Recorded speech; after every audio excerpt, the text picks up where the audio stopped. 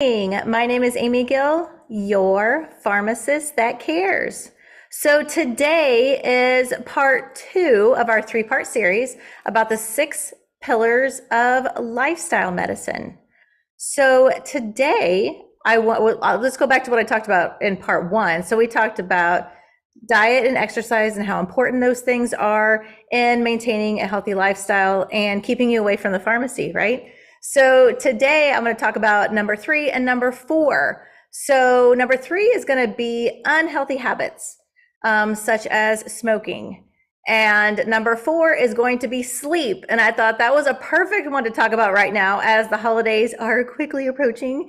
And I'm sure a lot of us, including myself, yes, are going on less sleep than we normally do because there's only so many hours in the day. We've got a lot to do right before the holidays. But you know what? Somehow it all magically comes together. And if it doesn't, it really doesn't matter, right? So it is important that we talk about sleep and why you need sleep. But before we get to that, let's talk about the unhealthy habits of smoking. Now, when it comes to smoking, I'm not just talking about cigarette smoking. I'm going to talk about marijuana a bit and also about vaping. Now, all of these things we know, and I talk about moderation all the time, right? So with marijuana, especially because now in the majority of the states, it's becoming okay for recreational use. So more and more people have access to it where they didn't have access to it before. But there are health benefits that they've seen with the marijuana, but it hasn't been studied a lot. So we don't know exactly how harmful it's going to be. Where compared to cigarettes, there's all kinds of studies on that, right? So we know exactly what that does. But most people that use marijuana, especially for recreational or for the health benefits, aren't using it quite as much as they would be cigarette smoking, correct? So it's hard. It's going to be a while before we get some good studies on that, but let's just talk about what we know. So if you smoke marijuana, there are going to be some side effects that go along with it. A lot of people will see a headache. Nobody likes that, right? Dry mouth and dry eyes. And a lot of it is from the smoke as well as what's causing that. But that can cause a lot of irritation.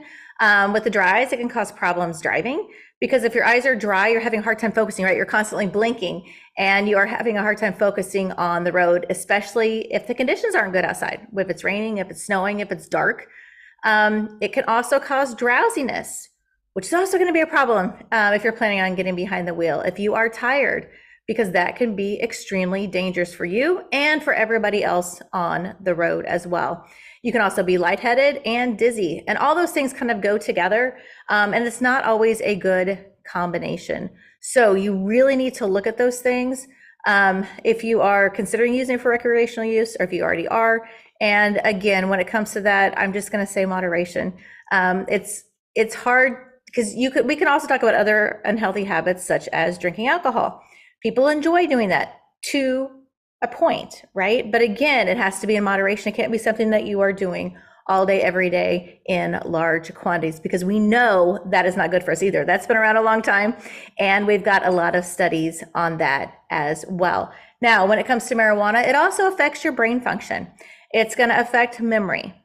It's going to affect your concentration, right? If you're going to be able to focus on something, it's going to affect decision making. Sometimes your coordination, your emotions, and your reaction time. Back again to driving or doing any of those things. You know, when you come to the pharmacy, we talk, don't operate heavy machinery when you take certain medications. It's the same kind of thing because your reaction time is slower and you're not as sharp as you would be if you had not either used that or used certain other medications as well, or alcohol as well. So those are things that we want to look at when we talk about this. Now, with cigarettes, like I said, there's so many studies out there that shows that we know cigarettes aren't good, right? They've been around a very, very long time. But the problem is, once you've started smoking cigarettes, they're extremely addictive, and it is so hard to get off of it. If you're not a cigarette smoker, imagine taking away your favorite thing, saying whether it's, let's say it's chocolate. It's the holidays, I'm thinking about candy, right? So let's say you could never have another piece of chocolate ever. I don't care if somebody waved it in front of you, you could smell it, all those things, you could never have it again. It's hard, right? It would be hard. Even if you knew for your health, that's what you need to do. It is hard to do that. So if that is something you're like, Amy, I don't even know where to start. I know I need to quit smoking cigarettes, Let's talk. I can kind of help give you some tricks and tips. Yes, it usually requires a visit to the pharmacy. Not always. There are other things that work as well. But even when you come to the pharmacy and you're picking up those medications, and I'm talking to you about, do you want to quit? Some people say no. Some people say, my doctor told me I had to. Some say my spouse told me I have to. Some, for whatever reason, my children, they're not always into it. So if you're not ready to quit, it's not going to work. As hard as you want it to, and as great as the medications are, it's not going to work. It all has to work together. So I always talk to people about the cost, right? If you're a couple pack a day smoker, what is the cost every day that you're just letting burn up, right? So I have people that will have like a thing in mind. They want to go on a vacation. They want to buy this item that maybe they know they don't really need, but they really want it. So they'll start saving their money. And then I tell them every time they want a cigarette, go count your money again.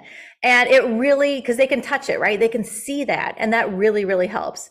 But even cigarette smokers, if you're a couple pack a day smoker, try to go a few more hours without smoking a cigarette. Grab something else for your hand, because I know people need things in their hands. Suckers are a good thing because it's got to stick to it.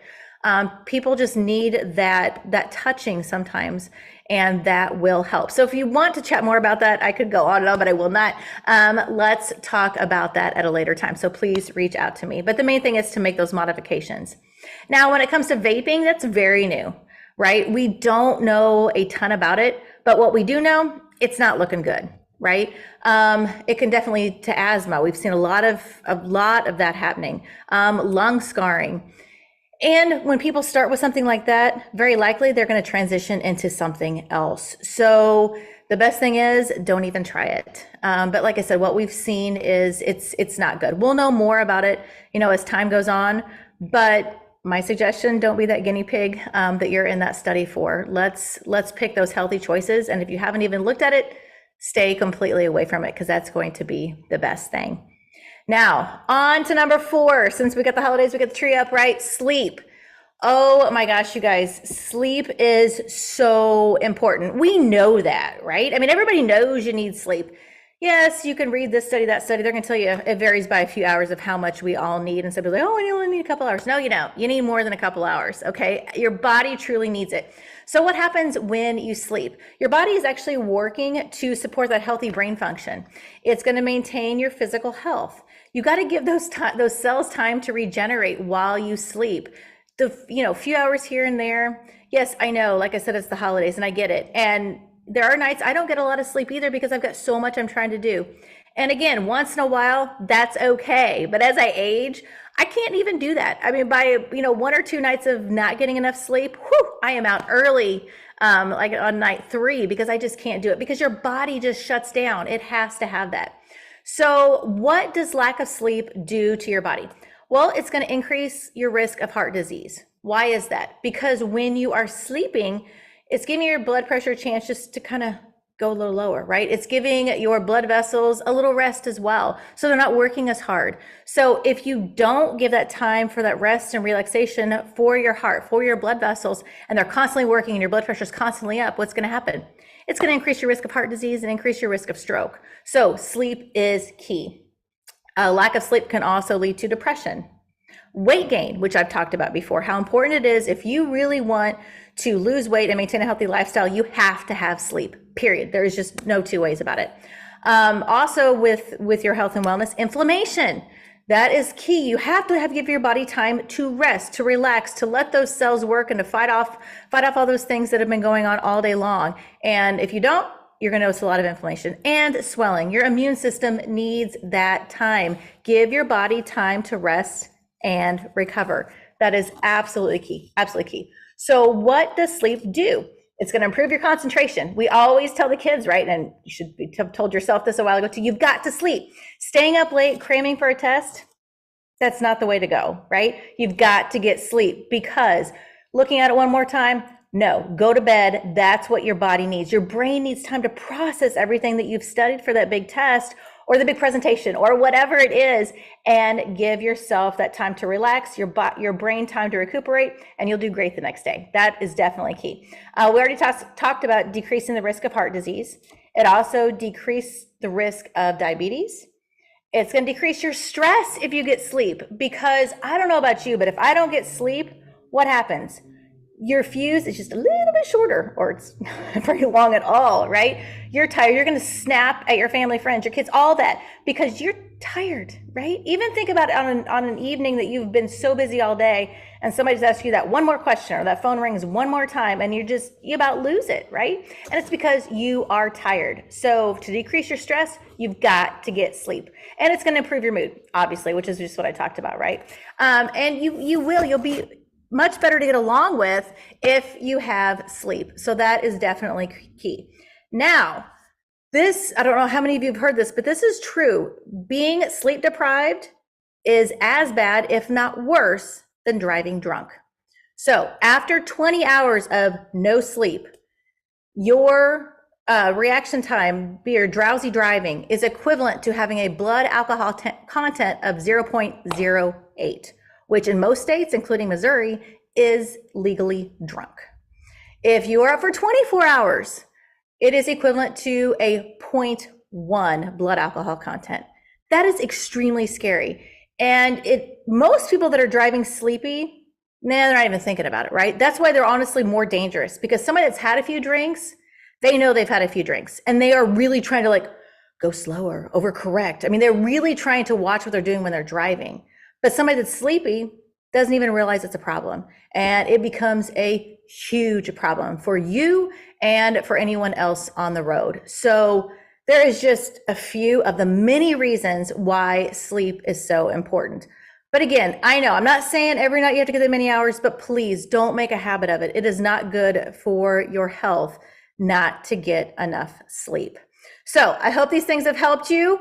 Next week, we are going to do part 3. So stay tuned for that. And then I'm actually going to do a special wrap up of all 6 with a special guest for that one. So that's going to be 2 weeks from today.